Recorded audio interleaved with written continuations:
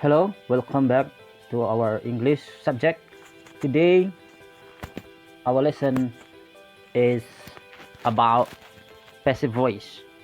Selamat berjumpa kembali dalam pelajaran bahasa Inggris untuk siswa kelas 11 SMA Negeri 4 Kepahyang. Hari ini kita akan belajar tentang passive voice.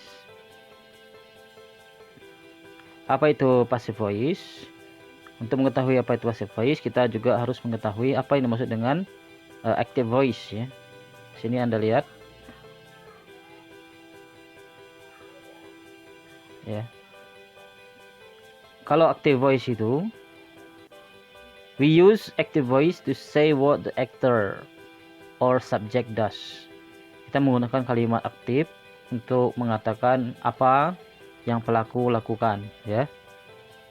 Sedangkan kalau passive voice itu kita gunakan, ya, untuk mengatakan apa yang terjadi pada objeknya. Misalnya objeknya itu sebuah buku.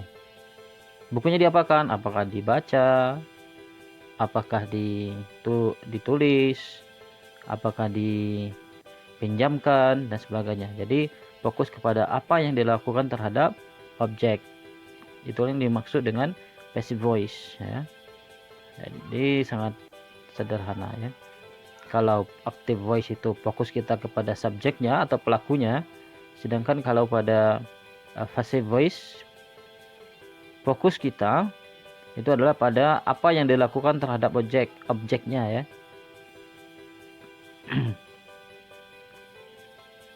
Baik, kita lihat slide berikutnya. Passive voice is used when the focus is on the action, not on the actor. Nah, ini yang disampaikan tadi, yang saya sampaikan tadi, bahwa pada kalimat pasif ya, kita fokusnya adalah pada actionnya ya, perbuatannya, bukan pada pelakunya. Artinya pelakunya itu tidak terlalu menjadi fokus bagi kita, tapi lebih menjadi fokus kita adalah pada actionnya, apa yang dilakukan terhadap objek. Nah, sini misalnya ada contoh kalimat my grandfather built a house. Kakek saya membangun sebuah rumah. Ya, di sana ada subjeknya, pelakunya adalah grandfather, my grandfather. Ya, build a house. Membangun sebuah rumah. Itu kalimat aktif. Di bawahnya ada a house was built by my grandfather. Sebuah rumah dibangun oleh ayah saya. Ya. Jadi pada kalimat yang kedua itu kita fokus pada apa yang terjadi pada objeknya, ya. Yaitu dilakukan satu pekerjaan di mana pekerjaannya atau perbuatannya adalah dibangun, rumahnya dibangun, was built by my father, oleh kakek saya. Berikutnya general structure, struktur umumnya itu sederhana, be plus past participle. Be di sini maksudnya to be. Contohnya ada is, was, have been, dan sebagainya ya. Masih ada beberapa lagi yang belum disebutkan di sana, misalnya are ya. Kemudian am, lalu were, dan be. Be itu sendiri ya. Jadi to be itu ada is, are, was, were, am, be, dan been plus past participle. Jadi sangat mudah. Past participle ini maksudnya adalah kata kerja yang ketiga. Contohnya eat, itu kata kerja pertama. Bentuk keduanya adalah ate, dan bentuk ketiganya adalah eaten. Nah, yang digunakan adalah yang ketiga. Jadi apabila kita membuat kalimat Budi eats a banana, itu maknanya Budi memakan pisang. Tetapi kalau kita tambahkan to be di depannya sebelum kata kerja dan diikuti kata kerja ketiga, Budi is eaten, maka artinya bukan Budi memakan tetapi Budi dimakan ya. Budi is eaten. Jadi hati-hati, jangan sampai terbalik-balik ya. Nah, maka supaya kalimatnya menjadi benar, objeknya harus diganti. Banananya diletakkan di depan. A banana is eaten by Budi. Wah, gitu ya. Sebuah pisang dimakan oleh Budi. Baik, di bawahnya ada contoh kalimat somebody. SB di sana maksudnya somebody. Somebody stole my bike. Seseorang mencuri sepeda saya. Kalimat pasifnya menjadi my bike was stolen. Sepeda saya dicuri. Tidak tahu siapa pencurinya ya. Jadi by somebody-nya dihilangkan. Boleh dihilangkan. My bike was stolen gitu aja. Lalu di bawahnya we made a mistake.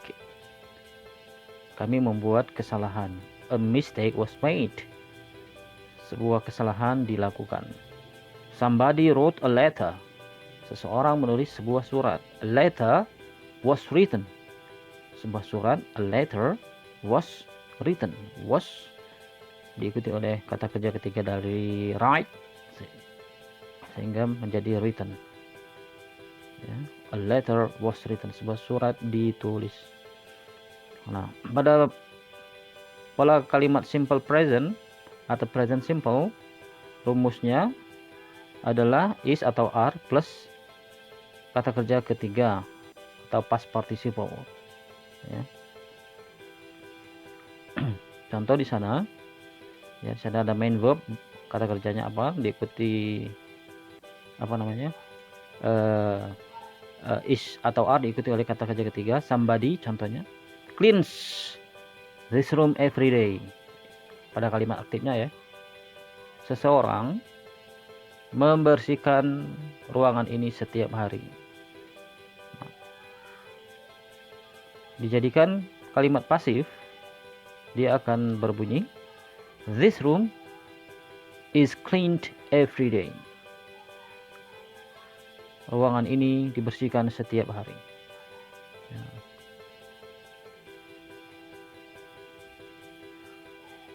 Ini pada pola kalimat present simple ya. Jadi yang digunakan adalah is atau are to be-nya ya.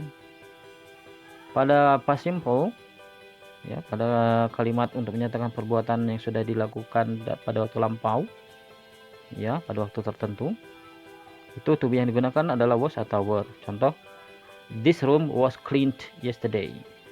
Ya, ruangan ini dibersihkan kemarin ya. This room was cleaned yesterday. Itu pada past simple.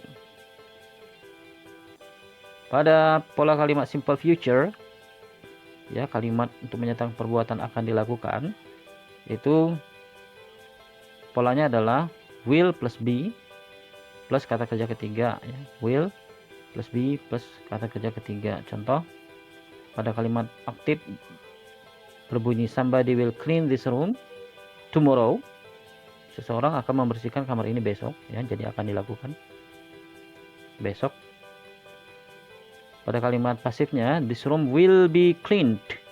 Nah, setelah will diikuti be, lalu diikuti oleh kata kerja ketiga. This room will be cleaned tomorrow.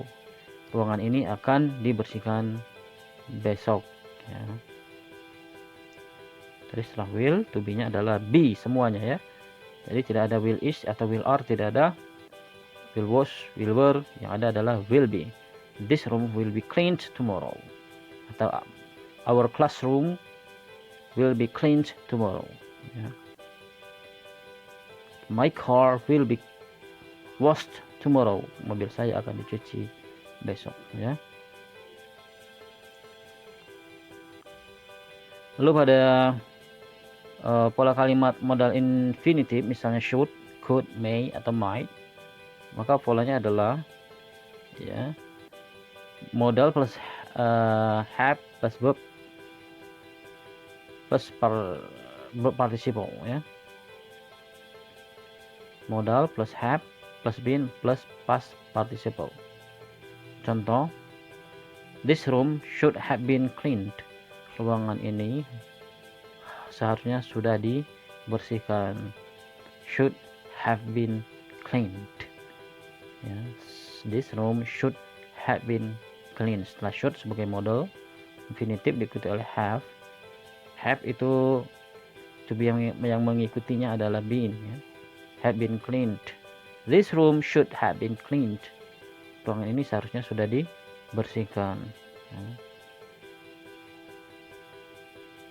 Kalau menggunakan could bagaimana? Sama aja. This room could have been cleaned. May have been cleaned atau might have been cleaned. Gitu polanya. Pada present perfect sama ya.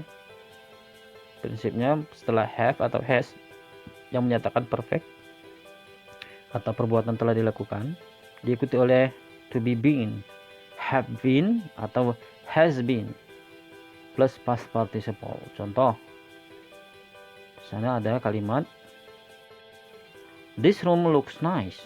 Somebody has cleaned this room. Ruangan ini nampak baik ya. Somebody has cleaned this room. Seseorang telah membersihkan ruangan ini. Nah, this room looks nice. Ruangan ini nampak baik ya, nampak indah. It has been cleaned.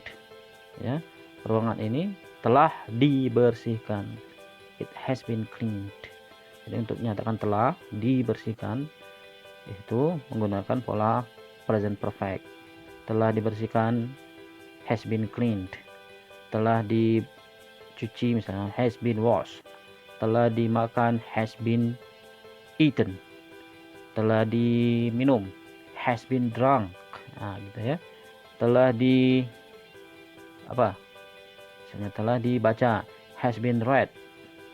Nah, telah ditulis, has been written. Nah, gitu ya. The letter has been written. Surat itu telah ditulis. Nah, pada past perfect itu polanya sedikit berbeda dengan yang present perfect. Ya, di sini menggunakan had ya, plus been plus past participle. Had ini untuk menyatakan suatu perbuatan yang sudah dilakukan di waktu lampau. Contoh, somebody had cleaned this room. Seseorang telah membersihkan kamar ini. Ya. Lalu bentuk pasifnya it had been cleaned. This room look nice. It had been cleaned. Ya, telah dibersihkan. Ini pada pola kalimat past perfect dalam bentuk pasifnya. Itu beberapa contoh membuat kalimat pasif dalam beberapa bentuk tenses. Ya.